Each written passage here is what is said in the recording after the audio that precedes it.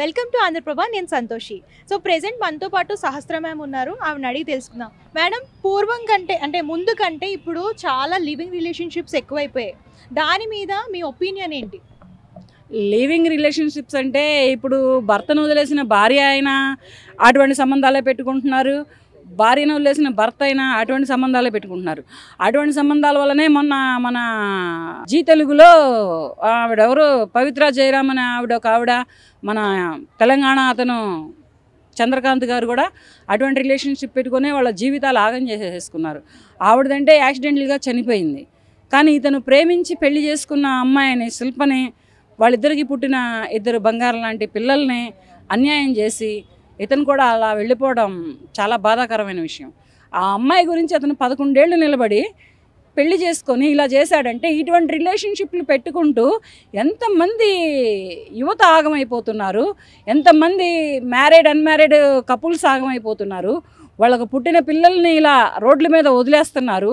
వాళ్ళని కనిపెంచిన తల్లిదండ్రులకి నిరాశని కన్నీళ్ళని life long మిగులుస్తున్నారు అనేది కొంచెం ఆలోచించుకొని చేసుకోండమ్మా. మీరు ఇప్పుడు ఇవాళ రేపు ఎవరు ప్రొఫెషనల్ వాళ్ళకి గొప్పే కాదని నేను చెప్పను. ఎవరు చదువులు వాళ్ళు చదువుకొని ఎవరు ప్రొఫెషనల్ వాళ్ళు గొప్పగా ఉన్నంతలోనే చాలా చక్కగా బ్రతుకుతున్నారు. అలా బ్రతుకుల్ని కంటిన్యూ చేయండి. ఎందుకంటే మిమ్మల్ని కన్నవాళ్ళని మీరు కన్నవాళ్ళని దృష్టిలో పెట్టుకొని కొంచెం లైఫ్ని లీడ్ చేసుకుంటే బాగుంటుంది. ఏంటి ఈ వ్యవస్థ ఏంటి ఇలా పాడైపోతుంది? ఈ ఇయర్ బుక్ అయినంత ఇదిగా ఓయూ రూమ్లు ఏ ఇయర్ బుక్ అవ్వలేదు.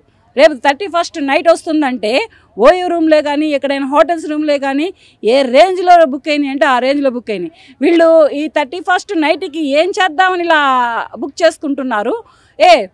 అమ్మాయిలు అబ్బాయిలు ఓయూ రూమ్ అంటే మాటలా కాదు. ఓయూ రూమ్ అంటేనే ఒక బూతు పదం, ఒక వ్యభిచార కోపంలా మారిపోయింది. అది ఎందుకు అలా, మరి దానికి అంతటి పేరు ఎందుకు వచ్చిందో ఏమో నాకు కూడా అర్థం కావట్లేదు. ఇటువంటి అక్రమ సంబంధాలు, ఇటువంటి ఇల్లీగల్ కాంటాక్ట్స్ పెట్టుకుంటూ వీళ్ళు భవిష్యత్తుల్ని ఆగం చేసుకుంటున్నారు. దానికి ఒక వయసు లేదు, ఒక వరస లేదు, ఒక తారతమ్యం లేదు, ఏమీ లేవు. ఎవరికి నచ్చినట్లు వాడు వెళ్ళిపోతున్నాడు. మరి ఇలా చేసుకొని ఒక అమ్మాయి రేపటి రోజున పెళ్లి చేసుకుంటే ఆ అబ్బాయికి ఒక రేంజ్లో అన్యాయం చేసినట్టే కదా. ఒక అబ్బాయి ఇలా వేరే వాళ్ళతోటి ఇల్లీగల్ కాంటాక్ట్స్ పెట్టుకొని ఇలా ఎంజాయ్ చేసి వేరే అమ్మాయిని పెళ్లి చేసుకుంటే ఆ అమ్మాయిని కూడా అన్యాయం చేసినట్లే కదా. ఇప్పుడు ఈ అబ్బాయితో తిరిగిన అమ్మాయి వదిలిద్దా రేపు పెళ్లి చేసుకుంటే? పోనీ ఆ అమ్మాయితో తిరిగిన అబ్బాయి వదులుతాడా పెళ్లి చేసుకుంటే?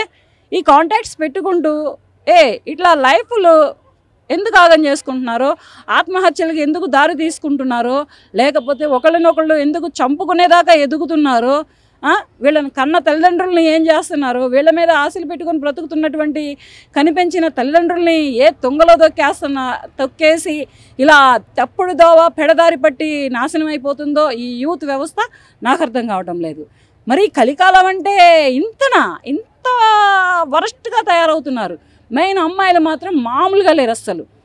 ఒక రేంజ్లో ఉన్నారనమాట. వాళ్ళ ఆశలు, వాళ్ళ కోరికలు. ఆ అబ్బాయి దొరికితే ఇక తిరిగి వాడి దగ్గర పడితే కొట్టేయొచ్చానా? వాడు కష్టపడి సంపాదిస్తలేదా? వాడు ఏమైనా ట్యాంక్ బండ మీద జేబులు కొట్టుకొచ్చి సంపాదిస్తున్నాడా, లేకపోతే వాళ్ళ నాన్న పర్సులు కొట్టి మీకు పెడతాడా? మీ కోరికలే కానీ, అమ్మాయిలకి ఉన్న కోరికలే కానీ, ఆశలే కానీ అలా ఉండడం వలన, ఈ ఆడవాళ్ళ కోరికలు ఆశలు కూడా అలా ఉండడం వలన ఇప్పుడు ఇలా తయారయ్యి ఇంత దారుణంగా తయారవుతుందన్నమాట. ఇప్పుడు పోనీ పెళ్ళయింది, సరే భర్త వదిలేశాడు, నీ బ్రతుకు నువ్వు బ్రతుకు. పోనీ భార్య వదిలేసింది, నీ బ్రతుకు నువ్వు బ్రతుకు. ఇలా లేరు. మెయిన్ ఏంటంటే ఈ ఇల్లీగల్ కాంటాక్ట్స్ అనేవి ఇప్పుడు మామూలుగా ఇదవ్వట్లేదు. ఇంతకు ముందర ఎలాగో ఎక్కడో చాటుమాటుగానో తెలియకుండానో గుట్టు చప్పుడు కాకుండా చేసుకుంటూ వెళ్ళిపోయేవాళ్ళు. కానీ ఇప్పుడు అలా అవ్వట్లేదు. హాచి అంటే తెలుస్తుంది, ఆహా అంటే తెలుస్తుంది, దగ్గినా తెలుస్తుంది, తుమ్మినా తెలుస్తుంది. ఈ తెలియడం వలన ఏంటంటే వీళ్ళు పేరు పాడైపోయింది కాకుండా వీళ్ళని కన్న తల్లిదండ్రుల పేర్లు పాడు చేస్తున్నారు, వీళ్ళ కడుపును పుట్టిన బిడ్డల పేర్లు పాడు చేస్తున్నారు. రేపటి రోజున ఇటువంటి పిల్లల్ని ఇటువంటి తల్లిదండ్రుల కడుపును పుట్టినందుకు ఈ పిల్లల భవిష్యత్తు ఏం కావాలి? రేపటి రోజున ఇటువంటి బిడ్డల్ని కన్నందుకు ఆ తల్లిదండ్రులు ఎలా కుంగిపోయి బ్రతకాలి? ఇది కొంచెం తల్లిదండ్రులు ఇప్పుడున్న యువత తల్లిదండ్రులకి ఇస్తున్న మెసేజ్ ఒకటే, కొంచెం మీ పిల్లలు ఏం చేస్తున్నారు, ఎక్కడికి వెళ్తున్నారు, వీళ్ళు ఫోన్లలో ఎవరితోటి మాట్లాడుతున్నారు, చాటింగ్ ఎవరితోటి చేస్తున్నారు, ఇదంతా గమనించి మీ పిల్లల్ని మీరు కంట్రోల్లో చేసుకోండి. చేసుకోకపోతే రేపటి రోజున వాళ్ళు ఏదో ఒక తప్పు చేసి ఎక్కడో ఒక దగ్గర చచ్చిపోతే మాత్రం ఇప్పుడు అస్సలు పేషెన్సీ లేదు పిల్లల దగ్గర, అస్సలు ఓపికే లేదు. మరి అది బెదిరిద్దామని చేస్తున్నారో సూసైడ్లు, లేకపోతే నిజంగానే జీవితం మీద విరక్తి పుట్టి చేస్తున్నారు, ఏమైపోయిందని 20-30 ఏళ్ళకి ఇటువంటి నిర్ణయాలు తీసుకొని ఇంత కని పెంచి మా పిల్లలు ఆళ్ళు కావాలి, మా పిల్లలు అంత చదువుకోవాలి, ఇంత చదువుకోవాలి, స్కూల్ దగ్గర నుంచి కాలేజీ దగ్గర నుంచి జాబు వరకు కూడా తల్లిదండ్రులు ఎంతో ఆలోచించి ఆచితూచి తిరిగి వీళ్ళని ఇంత కష్టపడి చదివించి ప్రయోజకులను చేస్తున్నారు కదా. మరి వీళ్ళు ఇటువంటి కడుపు శోకాన్ని ఎందుకు ఇస్తున్నారో ఏంటో నాకైతే అర్థం కావటం లేదు. సరే బ్రేకప్ అయిందా, వాడు వదిలేశాడా, బ్రతుకు, చచ్చిపోవడం ఎందుకు? లేకపోతే అలా వదిలేసే, వాడే వస్తే వస్తాడు లేకపోతే పోతాడు. ఆ అమ్మాయి వదిలేసిందా, వదిలేయి, బ్రతుకు. ఇవి ఏమీ లేవు. చిన్న బాధ వచ్చిందంటే చాలు మెయిన్ సూసైడ్కి వెళ్ళిపోతున్నారు. మరి ఇట్లా వెళ్ళిపోవడం వలన ఏంటి అనేది కూడా కొంచెం తల్లిదండ్రులు గమనించుకొని మెయిన్ ఆడపిల్లలను కంట్రోల్ చేసుకుంటే, ఇప్పుడున్న జనరేషన్ బట్టి, ఇప్పుడు తల్లిదండ్రులు ఆడపిల్లలకి ఇచ్చిన ఫ్రీడమ్ను బట్టి తల్లిదండ్రులు ఆడపిల్లలను కంట్రోల్ చేసుకుంటే బాగుంటుందని నేను అనుకుంటున్నాను. అలాగనే మ్యారేజ్లు చేయాలంటే కూడా ఎక్కువ ఆస్తులకి, ఆర్భాటాలకి, లగ్జరీ లైఫ్లకి, సాఫ్ట్వేర్ ఉద్యోగస్తులు అంటూ, అమెరికా రాష్ట్రాలంటూ, విదేశాలంటూ ఎవరికి పడితే వాడికి ఇవ్వద్దు. మన స్వదేశంలో ఇచ్చుకుంటే 29 రాష్ట్రాలు ఉన్నాయి. 29 రాష్ట్రాలలో తెలుగు లాంగ్వేజ్ వచ్చినా రాకపోయినా ఇంగ్లీష్ లాంగ్వేజ్, హిందీ లాంగ్వేజ్, ఏ భాషలోనైనా సరే మాట్లాడి మన పిల్లలు మన ఇంటికి వచ్చే అవకాశం ఉంటుంది.